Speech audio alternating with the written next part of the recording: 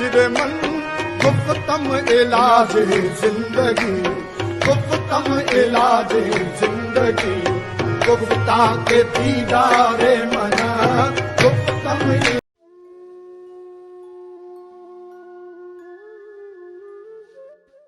تو یہ جو تصوف کی کتابیں ہیں تو یہ ساری باتیں ان میں لکھی ہوئی ہیں. تو جس نے پیر بننا ہوتا ہے وہ سب سے پہلے جا کے کتابیں پڑھ لیتا ہے، پھر وہ تاکہ مریدوں کو جو ہے نا وہ بتا سکے مشکل باتیں. اور مرشد کے مقام کی سب سے پہلے تو وہ مرشد کے مقام کے متعلق گفتگو کرتا ہے. تو بابا حضور نے تو کبھی مرشد میرے مرشد نے تو کبھی مرشد کے مقام کے متعلق کوئی ایسی گفتگو نہیں کی.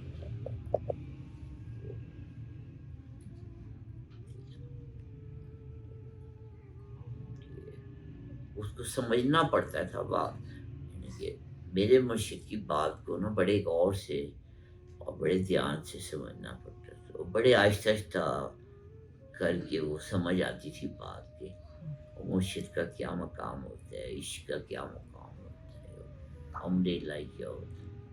لیکن کبھی محفل میں اوپن لینا ایسی گفتگو نہیں ہوتی.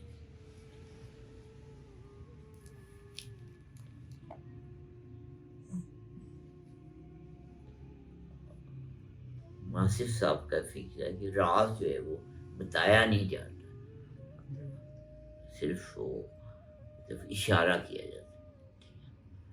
عام طور پہ جو لوگ راز بیان کر رہے ہوتے ہیں نا، عام طور پہ ایکسیپشن بھی ہو سکتی ہے، لیکن عام طور پہ جو لوگ راز بیان کرنے والے عام طور پہ سچے لوگ ہیں. اور سچے لوگ ہیں نا عام طور پہ ان کو راز ملتا ہے تو وہ اس کی حفاظت کرتے ہیں.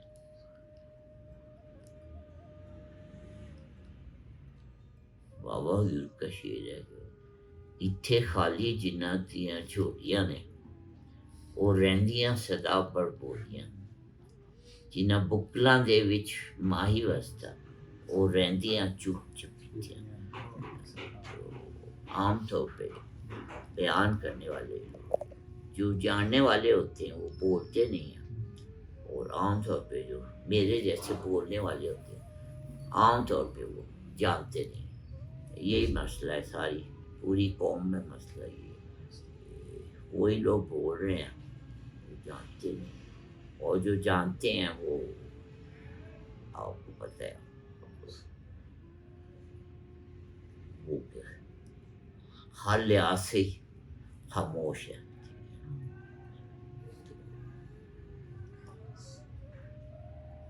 درویش کو حکم ہوتا ہے کہ اس نے نا اپنی جان جو ہے نا وہ خواہ ہلاکت میں نہیں ڈالنی، اپنے آپ کو بچا کے لے جانا، کیونکہ اس کے ذمے ایک پیغام ہوتا ہے.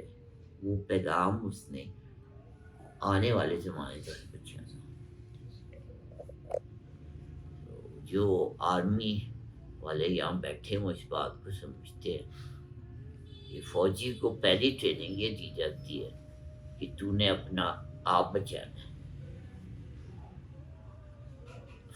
ساری فوجی ایک دم جا کے شہید ہو جائیں تو پھر جنگ کون لڑے گا؟ فوجی زندہ رہے گا تو جنگ لڑے گا.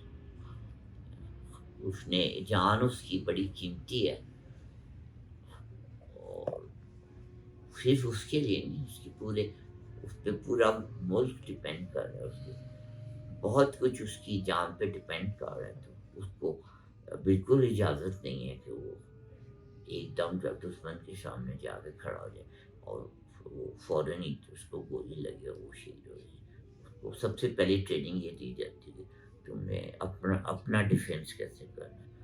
تو اس لیے نا درویش بھی جو ہے نا وہ اپنا ڈیفینس کر رہا ہوتا ہے، وہ ایسی باتیں نہیں کرتا. ایک بہت شعر سن لیں واصف صاحب کا. کوڑی دنیا کے وچ واصف سچی گل نہ کری، سارے کوڑے رل کے سولی دیں ٹانگ. تو جہاں پہ جھوٹ ہو وہاں پہ پھر سچے آدمی کو یہ حکم ہوتا ہے کہ وہ ایسا سچ نہ بولے کہ جس سے نہ وہ اس کی جان کوئی خطرہ ہو جائے یا اس کے ارد گرد لوگوں کو ہی خطرہ ہو جائے. اس نے اپنی ایک ڈیوٹی ہوتی ہے، اس کی ذمہ ہوتی ہے، وہ ڈیوٹی پوری کر کے تو وہ پیغام وہ آگے پہنچا کے تو پھر اس نے دنیا سے جانا. جیسے صاحب نے ایک بڑا دلچسپ سوال پوچھا مجھ سے نا، تو وہ مجھے یاد آ گیا. مثال کے طور پہ وہ آپ نے واسف صاحب نے جو بات کی تھی کھانے کے متعلق وہ بات واسف صاحب نے کی تھی، تو یہ مدثر صاحب نے وہ پڑھ کے مجھے وہ بڑا دلچسپ سوال کیا. وہ اگر یاد ہو اور مناسب سمجھے بتا دوں. تو کچھ لوگوں کو جو ہے نا یہ باقاعدہ آبجیکشن ہے، اس لیے میں یہ کہہ رہا ہوں کہ جی یہ ایسی محفل کیوں ہوتی ہے. تو وہ آبجیکشن دور کرنے کے لیے کچھ مثالیں تو مجھے بھی معلوم ہیں. تو پچھلی محفل میں نے بتائی تھی حسن نثار صاحب جیسے پڑھے لکھے بندے کو نہیں سمجھ آیا کہ جی خوش نصیب وہ ہے جو اپنے نصیب پہ خوش ہے. پورا کالم انہوں نے اس ایک جملے کے خلاف لکھا. اور وہ عامر اللہ ان کی مغفرت، وہ عامر لیاقت حسین صاحب جو اینکر تھے وہ بھی بہت زیادہ پڑھے لکھے آدمی تھے. تو انہوں نے بھی ایک لائیو پروگرام میں ہو رہا تھا تو کسی نے بابا ظہور کا فکرہ کہہ دیا، تو وہ ان کی سمجھ میں نہیں آیا. اور ان کی بدقسمتی کہ انہوں نے صرف یہ نہیں کہ وہ کہہ دیتے کہ جی میری سمجھ میں نہیں آیا تو کافی تھا، یہ خاموش ہو جاتے. انہوں نے اس پہ کوئی نیگیٹو تبصرہ بھی کر دیا. تو یہ جو ہے نا بڑا ایک خطرناک سا ٹرینڈ بن گیا. تو اور کچھ لوگوں کا تو لائیولیہوڈ ہی یہ ہے کہ بزرگوں کی بات لے کے تو اس کا مذاق اڑا. تو اس لیے نا ایسی محفل بہت ضروری ہے کہ واصف صاحب نے ہی اگر کوئی بات کی ہو تو اس کی نا وضاحت پیش کی جائے. جی مدثر صاحب فوال اگر آپ کو یاد سے مجھے ایگزیکٹ تو 100% یاد نہیں ہے، بٹ اس کا خلاصہ کچھ اس طرح یاد ہے کہ بابا حضور کی بک میں لکھا تھا کہ اگر یہ میس ختم ہو جائے تو افسر شاہی بھی ختم ہو جائے. تو میں کچھ یوں سمجھا کہ شاید مطلب جو افسر شاہی ہے اس کی وجہ سے پاکستان کے مسئلے مسائل ہیں اس کو ختم ہونا چاہیے. تو پھر میں نے اس کے بارے میں آپ سے پوچھا تو آپ نے بتایا کہ نہیں، بیسیکلی جتنے بھی میس ہیں یہ چل ہی اس بیس پہ رہے ہیں کہ جو پروٹوکول ہے آفیسرس کا، اگر وہ میس ختم ہو جائے گا تو پروٹوکول ختم ہو جائے گا. ایسا کہنے کا مطلب یہ ہے.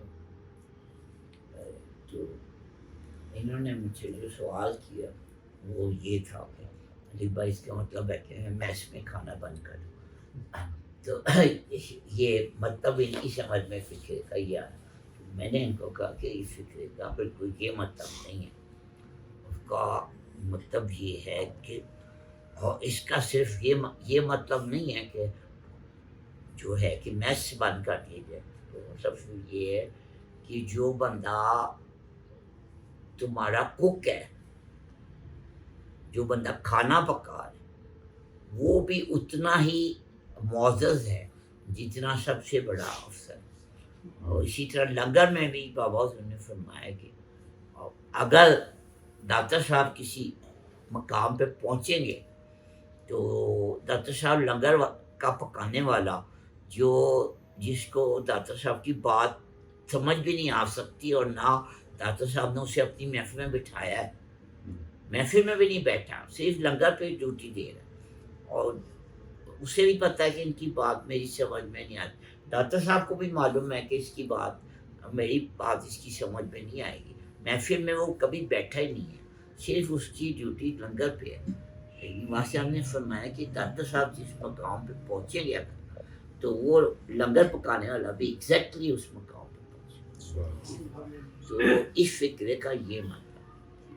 فکر کا مطلب یہ نہیں ہے کہ بندہ لنگر کھانا بند کر. تو کسی نے اس فکرے کا یہ مطلب نکالا کہ جی پھر ہمیں تو لنگر نہیں کھانا چاہیے. یہ اس فکرے کا یہ مطلب نہیں. یہ ایک میں نے مثال کے طور پہ بتایا کہ فکروں کا مطلب جو ہے نا وہ کئی دفعہ جو ہے نا وہ کچھ کا کچھ. پھر دوسری بات یہ مشکل آئی ہے کہ ہمیں جب سے یہ آیا سوشل میڈیا تو یہ بڑا ٹرینڈ آ گیا کہ ایک فکرہ لیا اور وہ لگا دیا. ٹھیک ہے نا. پہلے لوگ پورا مضمون پڑھتے تھے, اب لوگوں کے پاس وقت نہیں ہے. اب آپ ایک گفتگو ہے بابا کی پوری 1.5 گھنٹے کی 2 گھنٹے کی محفل ہوتی تھی. اس 2 گھنٹے کی محفل میں سے اگر صرف ایک فکرہ کوئی چن کے تو لگا دے تو اس کا نہ پہلے پتہ ہے نہ اس کا بعد پتہ ہے, جسے ہم انگریزی میں ریفرنس ٹو دا کانٹیکسٹ کہتے ہیں یا اردو میں سیاق و سباق کہتے ہیں. وہ اگر نہیں پتہ چلے ہوگا تو وہ جملہ کئی دفعہ کہیں کا کہیں نکل جائے. جو ہے نا وہ تھوڑی سیٹنگ جو ہے نا وہ چینج کر رہے ہیں تھوڑی سی. میرے سامنے آ رہی ہے یہ جو ادھر لوگ بیٹھے ہوئے ہیں. مقصد صرف اتنا ہوتا ہے کہ سب لوگ مجھے نظر آ رہے ہیں. ٹھیک ہے نا. اور محفل کا یہ مقصد جو ہے نا وہ ہر دفعہ نہیں بتایا جاتا. محفل کا ایک مقصد یہ بھی ہوتا ہے کہ میں آپ سب کے چہرے دیکھ لوں. جو واصف صاحب آپ سب کے چہروں میں اپنے مرشد کا چہرہ دیکھوں. محفل کا ایک مقصد یہ بھی ہوتا ہے. ٹھیک ہے. تو لیکن یہ جو ہوتا ہے نا وہ خفیہ مقصد ہوتا ہے. ٹھیک ہے. ہر دفعہ بتانے والا ایجنڈا. وہ جو ریٹن ایجنڈا ہوتا ہے وہ کچھ اور ہوتا ہے. ہڈن ایجنڈا جو ہوتا ہے وہ ہمیشہ کچھ اور ہوتا ہے. وہ بورڈ آف جو میٹنگ میں بیٹھے ہوتے ہیں ان کو بھی نہیں پتہ ہوتا کہ اصل ایجنڈا کیا ہے. ان کے سامنے ایک رکھ دیا جاتا ہے کہ جی اس ٹاپک پہ گفتگو کریں. وہ بیچارے کرتے رہتے ہیں. اصل مقصد جو ہوتا ہے نا وہ کچھ اور ہوتا ہے. ٹھیک ہے. مبشر سے کل میری بات ہوئی تو مبشر نے کہا کہ جی وہ میرا ایک میٹنگ ہے. مبشر وہ بات سنائیں جو آپ کی کل میٹنگ تھی اور ساتھ افطار پارٹی تھی وہ والی بات. آپ نے کہا تھا میٹنگ کو افطار پارٹی بنا لیتے ہیں. وہ والی تھی وہ آفیشیل میٹنگ لیکن وہ اس کو افطار پارٹی بنا لیا تھا. ڈاکٹروں کی افطار پارٹی. کچھ چند دن پہلے. ہاں جی. اوکے بالکل ٹھیک ہے. وہ اصل میں ایسا ہوا کہ کچھ دن پہلے نا ہماری کمپنی کی طرف سے ایک افطار پارٹی تھی. تو کچھ واصف صاحب سے محبت کرنے والے بھی اس میٹنگ میں شامل تھے افطار پارٹی میں. تو آہستہ آہستہ اس کا ماحول جو ہے نا اس طرح بدل گیا کہ ہماری کمپنی سمجھی کہ یہ شاید واصف صاحب کی ہی محفل ہو رہی ہے. تو اصل میں وہ کمپنی کی میں نے ارینج کی تھی. جی کمپنی نے ارینج. وہ اس کا جو ہے نا مقصد جو تھا ڈاکٹروں کو ابلائز کرنا تھا. جن ڈاکٹروں کو میڈیسن سیل کرتے ہیں نا ان کو اصل میں وہ اس بہانے پہ نا ڈنر دینا تھا. تو نام اس کا افطار پارٹی رکھ.